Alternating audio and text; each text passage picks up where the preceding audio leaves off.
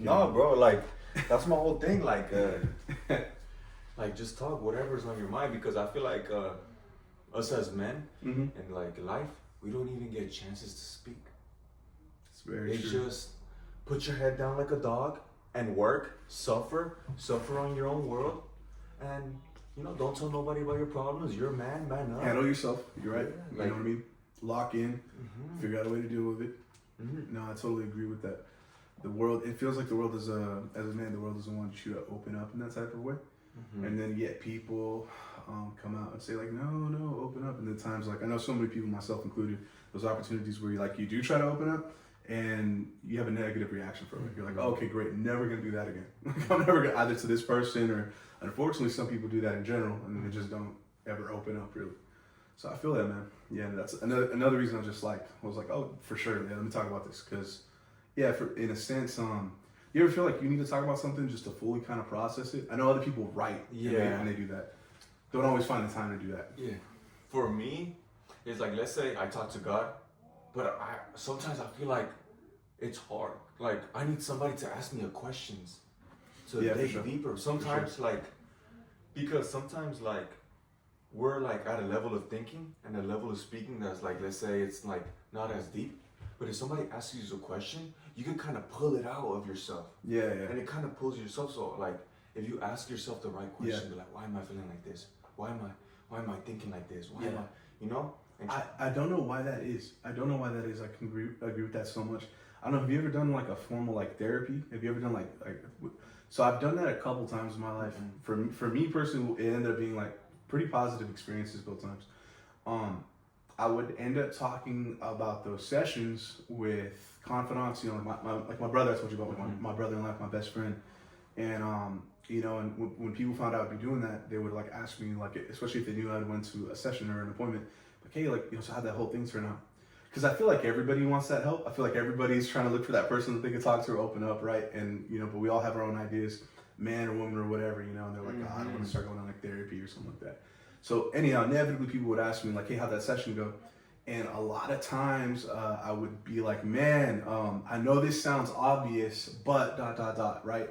Or like, hey, like, I know I should have be able to think, I should have thought about this myself. And yet it took somebody asking me to draw out an explanation that I felt was already in there. So I completely agree. Like my whole experience with therapy, those kind of two like really important parts of my life, nobody taught me anything that was, I'll say, that wasn't already kind of like known. It was really just somebody framing things a little bit different. It was the questions, and it just brought knowledge that was already internalized. You're like, yeah, okay, yeah, that's what happened. That's what I need to do, or like that's how that affected me, and this is probably what I need to do about it. So I totally get that. Just the opportunity to kind of talk again, bro. So thank you for having me over. No, it's a pleasure to have you, brother, because we're men. And we're on the same path, the Lord's path. And, that's right. And it's hard because you feel like you're alone in this path. But if you realize other people too are carrying their cross and it's an everyday thing and you feel more comfortable. And like, let's say you have some things that you beat, like, because I always think about it as like levels of thinking and levels of like knowledge and stuff and wisdom. And if you have one or two things that can help me, but I don't share, like, how are we gonna be better? Like let's say you have something and I could be like, okay, this is how I solved it. This is my experience, my wisdom, God gave me this. For sure. Like we could fill in those gaps and we could keep growing together. And grow with the Lord, honestly. 100%, man. But going back to the topic is like, you kind of need those people to ask you those questions. For sure, dude. To fill it out. Because it's hard to ask us those questions. It's very difficult. So like there's Socrates? Philosopher. He says like everybody's a student. You just gotta know how to ask the right questions. No, for sure. It's inside of us, but you just gotta ask the right questions. Yeah. And I think, some of us are probably like more inclined to be like introspective and ask ourselves those deeper questions and like really look inside and kind of do that self-evaluation. I always felt growing up like I was like somebody like that who's, and we could be honest here. So yeah, probably like to a condescending level. What's the way you put it earlier? Like self-righteous almost. Yeah. Where I think as like a teenager, like I looked at that as an attribute of mine that was like, like almost, more woke. Before we said like woke, you know what I mean? Like thinking like, oh, I'm more like I don't know, just deeper thinking. It sounds so corny to say out loud. I'm just trying to be honest. Yeah. But you know, I think if you're that type of person, I know other people like that who, for one reason or another, that maybe they're a little bit self-righteous, maybe they look at other people, and I feel like that's a pretty cliche but a common thing, especially younger. You know, you're like, nobody else gets it. I'm the only person who gets it. But I've never met one person who was like truly enlightened. You know what I mean? Yeah. You know what I'm saying? Like, so I think everybody has to have the ability to kind of open themselves up to other types of thinking, no matter what. And there's gonna be some people who, if you don't ask them the questions, and there's nothing wrong with these types of people, but a lot of people who will never end up like really looking inside, I don't know, having a deeper conversation with themselves. Some people who do, and you know, we end up, and I know I've been this person, I have an internal conversation, probably end up at the wrong place. So that's why you definitely need people to talk to. Definitely need people to talk to. Just kind of set you straight, I think. Yeah, but like most of the time, that inner voice, we let it run loose. And it kind of, we feel it going like, yeah. It goes so down, man. But so I experience that almost every day. Yeah. Because that's how life is. You know, life will try to hit you, but it's about being able to catch that thought and give it to God. Yeah. And try to find the positive in it. Yeah. Because your level of thinking, I feel like there's only positive and negatives. Like there's no something in the middle. Like you're either thinking negatives or goods. So like if you just keep feeding the negative, because it's so good to feel negative. Like it's so much easier. Like no, put on a sad song. Yeah, bro, yeah. Don't feel those are vibes. Those are vibes. I don't know why.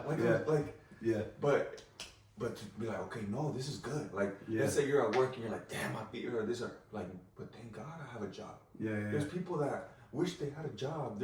I'm getting paid 20 something an hour. Let's say minimum wage. There's kids in the other countries that are getting paid bread. Oh my gosh, yeah, 100%. They're literally getting paid like $1, $1.50 for a day's work, and they're like, whoa, like this is gonna, provide for me. Yeah. And then 100%, we're like, oh my gosh, gotta be at work making my 19 or 18 or whatever, And when you frame it like that, it's like how unappreciative. You know what I mean? Oh yeah. No, but the reason I laugh when you said that is because man, I don't know about you, but like in the workplace, it's like that water cooler talk. Everyone's got something to complain about, like like about whatever manager or the supervisor. I don't know if you've ever been in the position. I'm in this position right now. Hopefully, no one will ever see this from that I work with. But all right, let me be like, let me hide the situations. But there's people that I work with that I talk to both of these people. One is the employee. One is the manager. I have to work with both of these people. I value both of these people. Both of them come to talk to me and talk mad shit about the other. You know what I mean? And it's like, so think about it from a Christian perspective.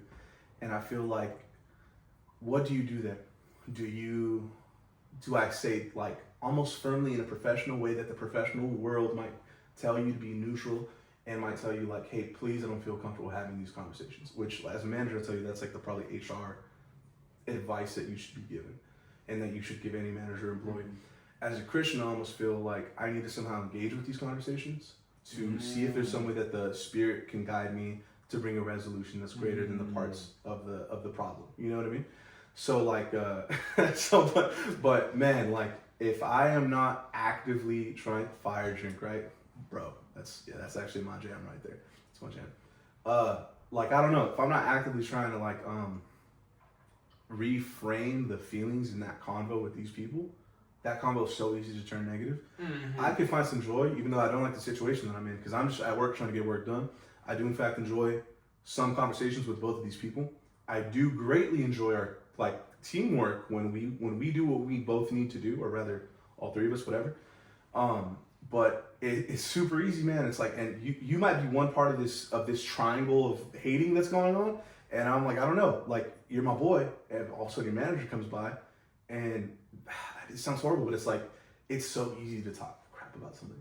And it's so easy to laugh about things that are true, because we all have our own little faults, or, like, intricate little qualities that make us, like, so I find this a little uncomfortable, because I'm not trying to involve myself in the work drama, but I'm in a situation where, like, I'm listening to somebody, and, I can laugh at these jokes, but I say that to say, I am trying to get into that situation and frame it to be like something a little bit more positive while not over involving myself. But that's a whole other complex set of issues.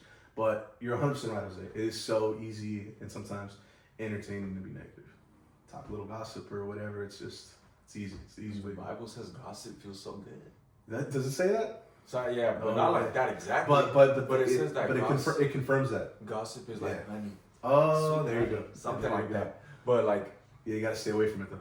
My mama, what she taught me, she's like, cause I always struggle with that when people come talk to me, and I used to fall in that. Like 2 or 3 years ago, I used to fall into that and talk negative, but I didn't realize how destroying that could be to your life.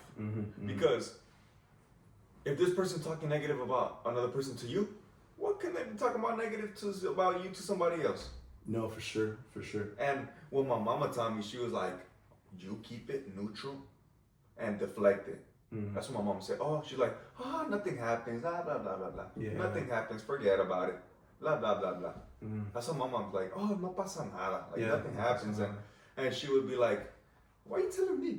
Go tell the other person. Like, I can't do nothing about it. So see, already, man, that's what I needed this conversation for. So I can still at least that bit. So that'll be like, I'm gonna give that back to, not just those two people, but that's a huge problem. Like, I don't know, in everyday life, everybody is gossiping all the time. Maybe like the spirit, you know how it works. It works randomly and it just goes. Sometimes you're gonna notice a little opening where you're like, damn, I could say something positive. I could use wisdom. For sure. And when you listen to somebody, put yourself in the position of wisdom and be like, I need to have a wise response. And like, how can I turn this person into a positive thinking? Yeah. That's always been my thing. Not always, but since I turned to Christ, that's what I've been helping. Like, because I do notice people, like, even they're like, how are you? Oh, a bad day. Yeah. Like, why is it bad? Yeah. We woke up today. Yeah. Like something so small like that. Yeah. Like, oh, what? So bad? Why? And ask them why. Oh, I'm be like, we wake up. It's a beautiful day. Let's go at it. We cannot let these thoughts attack us. 100%. Like there's little moments where people gossiping this at work. It's very strange because we want to save our job. We want to protect our job. We want to keep the peace, and you have to. So keep it like what I will do. Keep it neutral. Keep it neutral. Positive for sure. Always positive because you're representing Christ. Yeah, there you go. And be like, don't worry, nothing happens. Just we keep working, and that's what I would do. That's what I do. Yeah, that's what's up. Even today, there was a kind of opportunity like that where something was said about somebody who had to leave work because of circumstances, and a comment was made, and kind of like brought over to me, and I was just like, oh, hey, well, is what it is, no problem. Like, I'm not even sure quite what I said, but I was just like, oh, all right, and then I walked away, and then that person actually followed me like a ways to my office. And literally said like, Michael, how do you do that? Like, how do you do it? Like, how can you just say like, oh, well, boom, okay. And I was like, it's my opportunity. I was like, caught some L's with the negativity thing this week, particularly this situation. But I was like, oh, it's my opportunity. And I didn't give the wisest response, but just try to be as honest as I could in that moment and be like, hey, well, you know what? Does that news affect me too much? Does it like hold my ability back to do my job? And I got a lot of things I need to do. And I'm gonna do that stuff like dutifully, and I was just like, hey, so basically got to let's keep this thing pushing, and gave that response, and I need to trend more on that side rather than feeding into the gossip, because it's so easy, bro. Sweet like honey for sure. And going back to the topic that you're going to, I'm gonna go with a little branch. Do you think? And it's like you're saying that like you kind of just took it. You're like, okay, let's go. Like that's putting yourself in the place of wisdom, right? Yeah. Like at the end of the day. Life is gonna happen, but you're gonna have to be like, okay, let's say you're playing basketball. It is what it is. Talking my language. Let's say you only got 5 players against 5, and then let's say one of your players gets hurt and you need a number 6. You're not gonna be like, damn, we lost our player.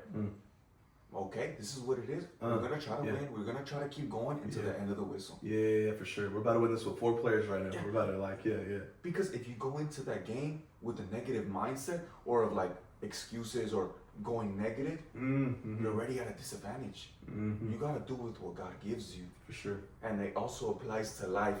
In life, we don't choose what happens to us. Like it's not our fault that what happens to us, but it's our responsibility to do what we got with it. In life, are the cards that we're dealt.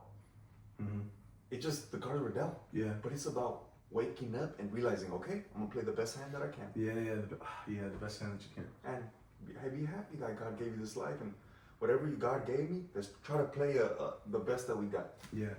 So man, like that's hitting so close to home. So like in preparation, kind of like us having a discussion today, I don't know, like I was thinking about high school years. Even though that's not necessarily what I wanted to like talk about a bunch. Mm-hmm. There was like one thing I was like, oh, I'll probably touch on this, provide some like clarity to a larger lesson that I'm learning. Mm-hmm. And that was another thing I wanted to talk about because I feel like God's plan.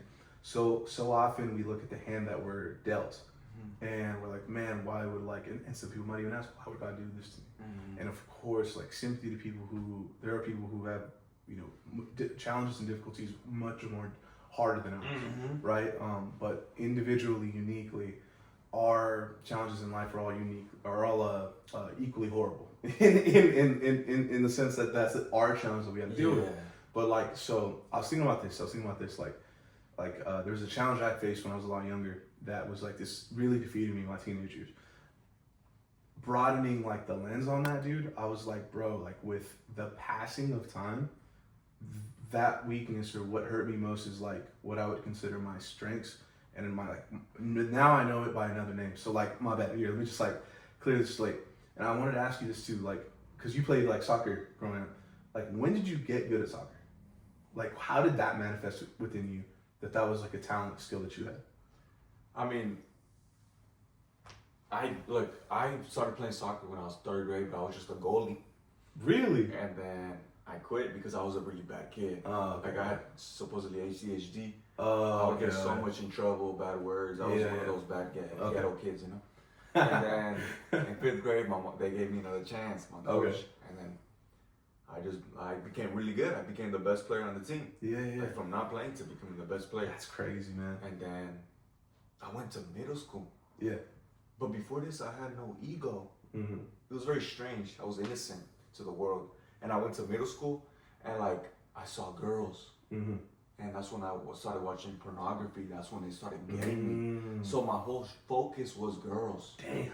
How to impress girls, the best cuts, the best looks. Yeah. Soccer was only to get girls. Yeah, I was gonna say, yeah, for sure. It wasn't to get better at soccer. For sure. So my ability stagnated. It went like this, and then it stagnated. Oh, damn. So it was like that until like 11th grade. When I lost my virginity. Because I scored, Yeah. So I was like, damn. And then everything went downhill. Yeah. Type of thing. This is my roommate's girlfriend. Hello. How's it going? But yeah, everything stagnated, and like once I got the woman that I lost my virginity, like I feel like I already won life. That's so real, man. That's so true. That's so true. That's sad because I know you mean that like legit for what the words count for, but that's so true. Like once you get that goal that you like, where you put so much chips as far as your motivation goes into getting something, once you get it, that can really mess you up because like it sounds like a good thing. Oh, I feel like I won life, but if that's like all that life is, like damn, what does that say? Like that's gonna mess you up. And destroyed, and like I was still going through the motions, like soccer, and then I got to college. My body, like I've always felt it really bad. Like I always felt so like tired. So like I can't explain to my body, my mind. I've always felt so tired, but I still always did the things that I had to do: work, school, soccer, and I always felt so tired. But yeah, and then until I got to 11th grade, I took it serious. Okay. And that's when I realized I was self-righteous good, which I wasn't. I would just do tricks and stuff, and things would happen. But there was talent there. Yeah, it would happen. Sure. Like magic would spark, and it would happen. But overall, I wasn't really like good. But until I got to here, and then once I realized that, I was like, okay, now I know what to do. And God was like, okay, no more. And I was like, damn, God, like you took it away right when I kind of figured it out. Yeah. Once you had the knowledge and the experiences and stuff, the fundamentals, and how to see the game and how to play the game. Understanding. And I figured it out in December, and then I had a professional tryout. I told God, if this is you, let me know. Take it away. If not, I went to the trials. He said no. I said okay. Wow, man, it's a lot of conviction and faith for you to be able to walk away from that too, as opposed to like trying to keep like I don't know swimming upstream. If you said hey, give it to God, and you left it at that, then man, that's awesome. That's as clear as an answer as God will give you with things. I said yes or no, and he said no. And I said, oh wow. Well, like man, when I was younger, I was I would look like people like you who had that innate talent, and I admired that so much when I was young, man. Like when I was younger, I didn't feel at the time like I couldn't really identify things, attributes, skills, whatever, like that anything that I could kind of like cling my identity to. So like I wanted desperately, bro, like whether it was in middle school, this probably got like certainly a bigger thing for me, like middle school and high school, where I was like, man, like I had these thoughts like I ain't good at anything. Like I wish I had something I could go to be like, well, even if I wasn't to like a tremendous capacity, like yourself, where I was just like I wish I could just be like, oh, well, I'm decent at like football, or I'm decent at basketball, or whatever, you know. But I felt like that, so that was a huge challenge for me. It's like I felt like I needed something to like attribute my worth to, but I really couldn't identify that because I was like half smart. But was I the smartest? No. Like I was like, was I good at school? If I tried, but I ain't gonna try. So I wasn't really. So I didn't have my grades more solid, you know. Best with the girls, no. Like and go down the list, and there was like I didn't feel like I had really any talents. Also, I was reflecting on this, like now, and I could look at myself and like at that time I would have said I would have looked at the cards I was dealt and said like, wow, what like a poor hand I have here because I don't feel like I have like anything really going for me. I look at my life now, and I'm very grateful for what I have. I wouldn't say it's a bad hand or a great hand. I would just say, hey, I'm grateful for what this is. Like I love my life, and but I look at my past self and I go like, the talents that I had were like seeds that were planted, and like the things that allow me to do what I do for my career now, or the things that I'm probably most proud of, which are like what I know now to be spiritual gifts. Mm-hmm. Those were already like manifesting and developing in those years, you know? And like I could try to have a conversation, be it with friends, be it with like family, or you know, try to find the loved ones to kind of encourage you, whatever at that time. And they would have said like, oh, well, you're kind of good at this, or you kind of got that going on. Hey, so man. Or like whatever. But to be honest, you know, I wouldn't feed into that because it's so good to be in a negative place. Mm-hmm. But 100%, like I look, you know, just the blessing that is allowing time to pass. Because for sure I could look back and be like, oh, those were the beginnings of, you know, the only reason I got into my career, we're kind of talking about that, was just because like I had the right types of conversations, soft skills, just like little personality attributes that made me a little bit more attuned to doing what I do professionally. And is that the most optimal and the best skills to have? I'm not saying that, no. But like these are the talents that I lean on, like in life. I don't know whether it's professional, social, or whatever. So like, just like you like talking about that, like it kind of triggered that idea with me. And then I kind of wanted to just ask you about the football stuff too, because I was kind of curious. Yeah. How long you was balling out? So that's my roommate Javier Romero. Romero's Coffee.